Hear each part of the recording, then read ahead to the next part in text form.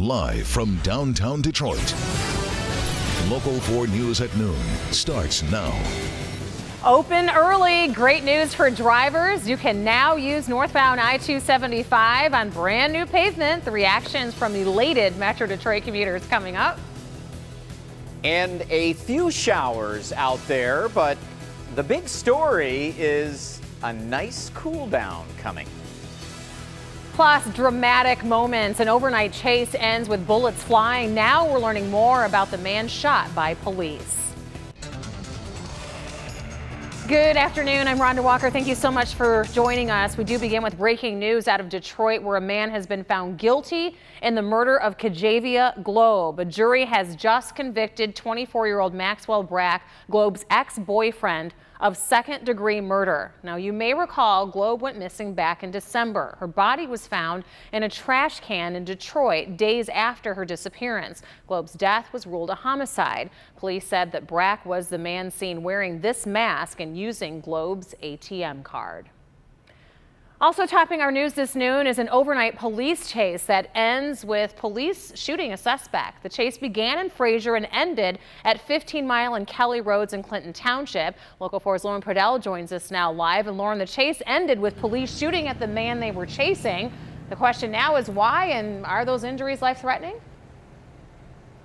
Well, we're learning more about that driver that Fraser police allegedly shot at, Rhonda. He's a 29-year-old from Clinton Township, and the latest we've heard on his condition is that he is in ICU at a nearby hospital and underwent surgery earlier this morning. But I want you to take a live look behind me. This scene that you mentioned, still in place here at 15 Mile and Kelly. Both directions of 15 Mile Road still closed, and that red Mustang, the center of the investigation. It might be hard to see with officers in the way, but there are 1, 2, 3 bullet holes through that windshield of that red Mustang. We do know that 29-year-old who was shot, who has been hospitalized, was driving his brother's car when this police chase ensued and when this crash landing happened here at 15 Mile and Kelly. This investigation not only happening here in Clinton Township, but of course one in Fraser as well. Take a look.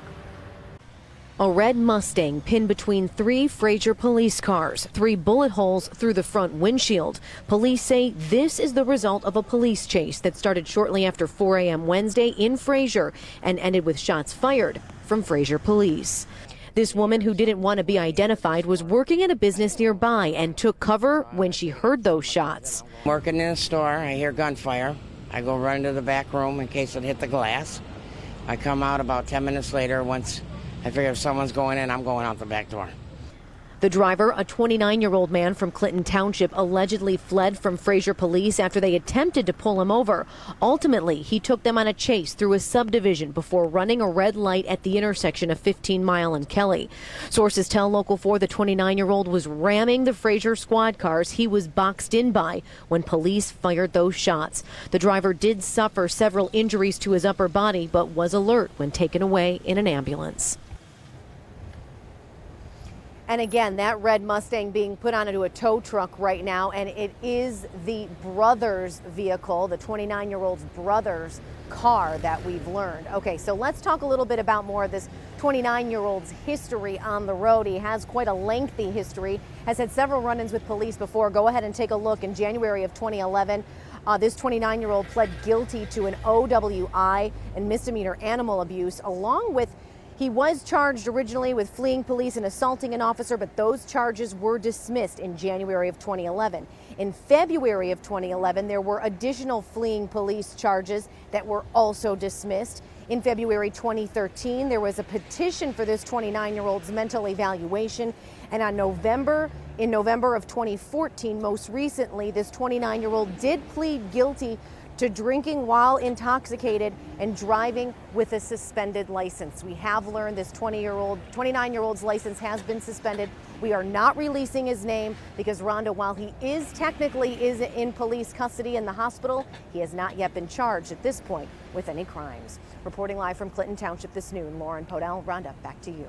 All right, Lauren, thank you. And switching gears here now, we watched a little rain around here throughout the morning, and now it sounds like some other changes are coming our way, Brandon. A little relief coming your way from the power bills to the air conditioning in your car. We're going to get a nice break where you might not need air conditioning for either of those for a few days here. 76 degrees, the temp right now here in Detroit, but look upstream, 71 Ludington, Traverse City 72, Marquette 66. Cooler air is coming in, and there's that front sitting right in our north zone, or perhaps right on our north and west zone. So we have a couple of showers still out ahead of this. We look a little closer in on 4 Live radar, and you can see through Westland getting a couple of showers downriver. We're getting a few showers southern Ontario.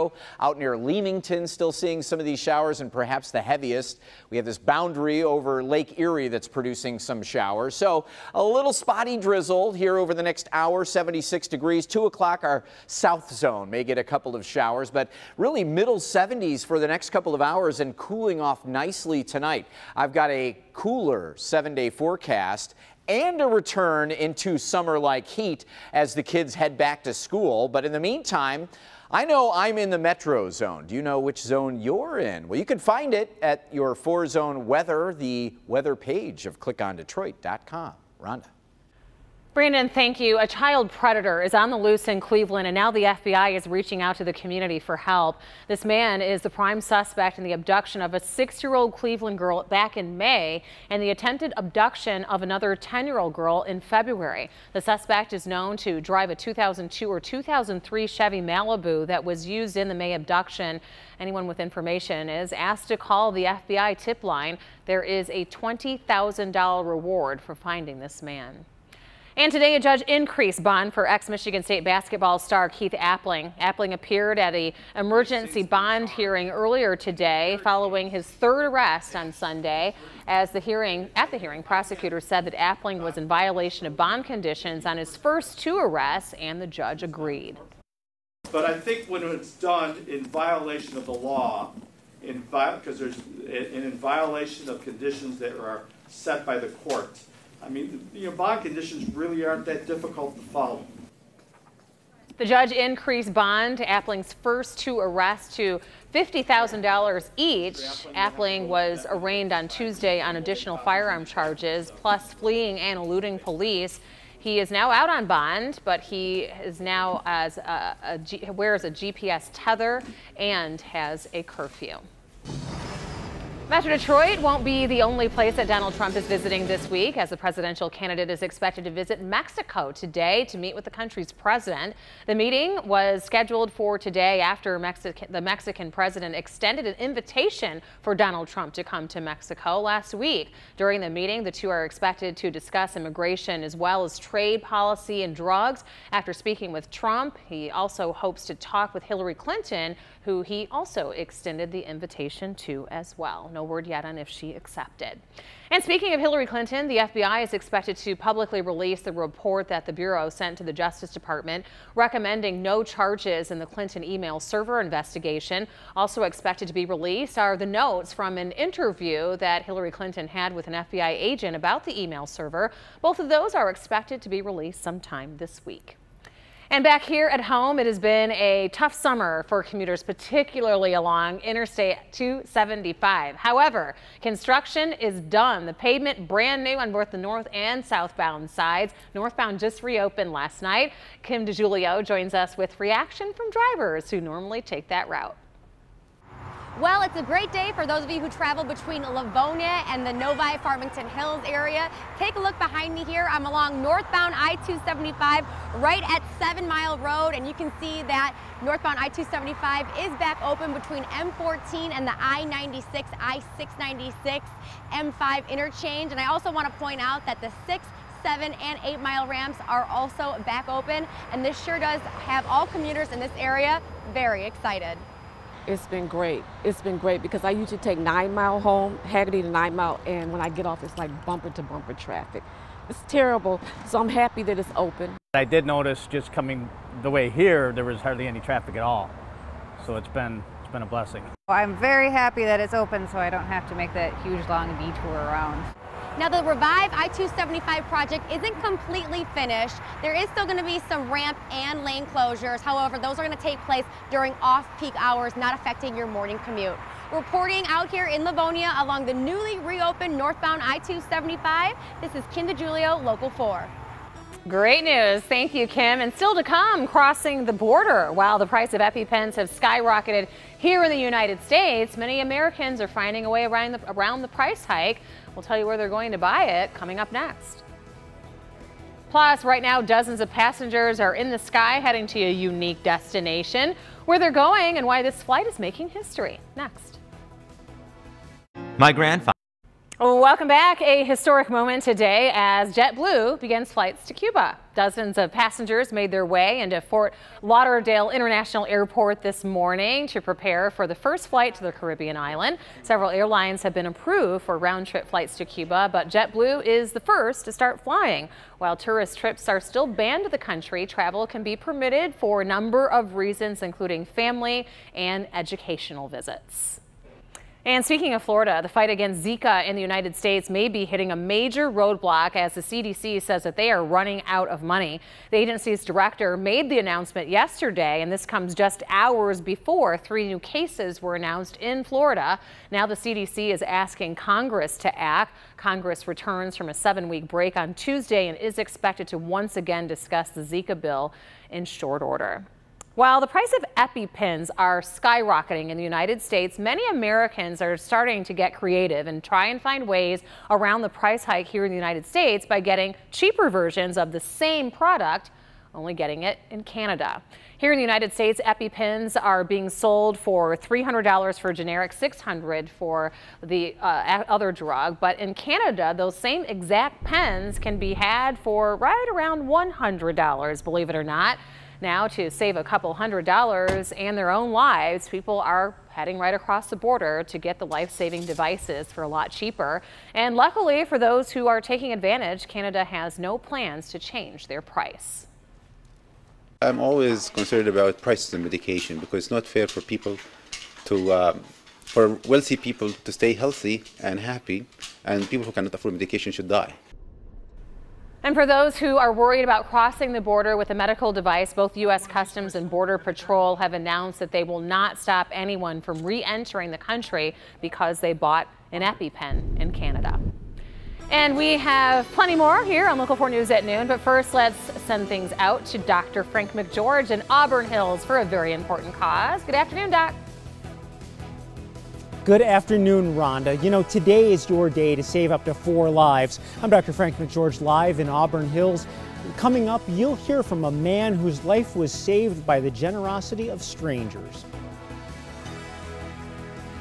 All right, Doctor, look forward to that. Also looking forward to a nice holiday weekend. In the meantime, we've got our last little bit of summer. Still a little sticky, still warm, 80 degrees in Ann Arbor. Cooling coming. As we cool down, we'll take a look at any rain chances and how much sun straight ahead. It happened to her when she was 13. That led to a shaking of my heart and went into cardiac arrest. And targeted her in her 30s. I was shocked because I was in such good shape and I ate well. Women fighting heart disease and winning. Tonight at 11. I'm Hall. Welcome back. Before we take a look at our weather around here, we should talk about what's happening in other parts of the country. The hurricane season is peaking right now. Yeah, tropical storms are threatening multiple states across the U.S. as hurricane season, apparently, as you said, is in full swing. It's that time of year every year, and it goes all the way through November, believe it or not. But we've got Hurricane Madeline building in the Pacific with Hawaii on high alert. Lester is right behind it. And then on the Atlantic coast, the Carolinas preparing for multiple tropical storms heading their way as well. Over in the state of Florida, a state of emergency has already been declared in preparation for a potential hurricane. And now residents are being asked to avoid shorelines as rip currents and flooding are some of the biggest concerns today. Sounds like they should hop a flight and come here. Our weather is going to be great, Brandon. You don't hear it a lot, but yes, leave Florida and come to Michigan. It is that time of year, though, as we head out of summer into fall, where pure Michigan has the best weather in the world. Come on. Let's take a look at what's happening out there. Hurricane Gaston down to a Category 3, still real strong, but of no threat or issue at all except for shipping lanes and not moving toward land. Tropical Storm 8 along the Carolinas. This thing is moving up toward the north and east, but it is creating those rip currents, the Outer Banks, North Carolina. Not loving this. And then Tropical Storm number 9. Both of these are tropical depressions, but very close to becoming tropical storms. And number 9 will likely become a tropical storm and bringing as much as maybe 8 to 12 inches of rain to parts of central and northern Florida, and then the Carolinas again. So that's what we're watching there. Here we're at 77 degrees, a little north wind at 7, on our way to 79 through about 2 o'clock. And then through the afternoon, 3, 4 o'clock, we'll see those numbers just slowly coming down, humidity getting stripped out. And so it's going to be a very comfortable late afternoon and evening. Overnight down to 58 degrees, even cooler out in some of the suburbs. And Friday and Saturday mornings, we could see some of our fringe suburbs out west and up north. West zone, north zone, maybe down into the upper 40s. Here's our little cool front coming through, and you can see some clearing behind it. It's going to take a little while to get that going, but the afternoon game at Comerica Park, not a big problem here, even though we are tracking a few showers around and really can't see that going away until the cold front officially goes all the way through, and it's going to go down into our southern zones in southern Ontario and linger a little bit. There's Madeline and there's Lester. This is a Category 4 storm. So although Madeline is down to a Category 1, not a huge threat, but still taking aim at the Hawaiian Islands. Lester is certainly one to watch here as a Category 4 with 140-mile-an-hour winds whipping around that, but 2 back-to-back for our friends and family down in Hawaii. Here's our computer model, and as advertised, things just improving throughout the day. Tomorrow, we've got north winds coming over Lake Erie, and it will enhance cloud cover and bring some lake-enhanced rain showers, mainly to our north zone in the Thumb, but can't rule out a little spit and drizzle for Metro Detroit as well. 74 tomorrow and Friday, but as we start the Ford Arts Beats and Eats Friday, Saturday, Sunday, Monday, Rhonda, look at that sun and comfortable weather. John Witz, the producer of Ford Arts Beats and Eats, is thanking you for that great forecast. No worries about the weather. So in good health, there is an urgent need for blood, all types of blood right now. So today we're partnering once again, as we do this time of the year, with the Red Cross and Gardner White to hold blood drives all across the Metro Detroit area. And our Dr. Frank McGeorge is live at one of the locations that you can stop at today to give blood. Very important, and it seems like around late summer we're always in this desperate need for blood, Dr. McGeorge. Well, that's absolutely right, Rhonda. In fact, I want to really highlight the need for blood by introducing you to a very special man, actually. This is Reverend Ron Copeland. Reverend, can you tell us briefly how you came to have your life saved by really a massive amount of blood? I contracted the Hep C virus over 30 years plus, and it deteriorated my liver until May 2nd, and I was placed on the list, and on May 2nd I received a liver transplant after 2 bouts of cancer. My daughters reminded me during the transplant surgery that I had 38 pints of blood. So we need blood. We have a shortage here in Michigan, in Southeast Michigan. We need blood. We need blood. So be generous and give. A generous person saved my life, not just with blood, but with organs. That is wonderful. And you are actually part of MOTEP. And so I want to emphasize that it's important for minorities to give blood. Absolutely. For some reason, we have this disparity of blood because we won't give. We won't save a life, but we need to give more blood for all African Americans, minority, Asians, all everyone, minority, multicultural. We need your blood as well. And we continue to have a shortage, so let's increase our blood supply in Southeast Michigan. Well, thank you so much, Reverend. Well, I'm Dr. Frank McGeorge reporting from Auburn Hills, Gardner White. Please come out, save 4 lives to any of the Auburn Hills or Gardner White locations across Metro Detroit. Back to you. Oh, such a very important cause, Dr. McGeorge. Thank you. And you can donate blood until 7:45 p.m. at the Gardner White stores all across Metro Detroit, Auburn Hills, Canton, Macomb, Warren, Waterford, Taylor. We have you all covered. Even the Brighton store staying open until 7:15. You can find those locations as well on the health page of clickondetroit.com. We'll be right back. Go Tigers. Jacoby Jones, 110 first pitch. Have a good day.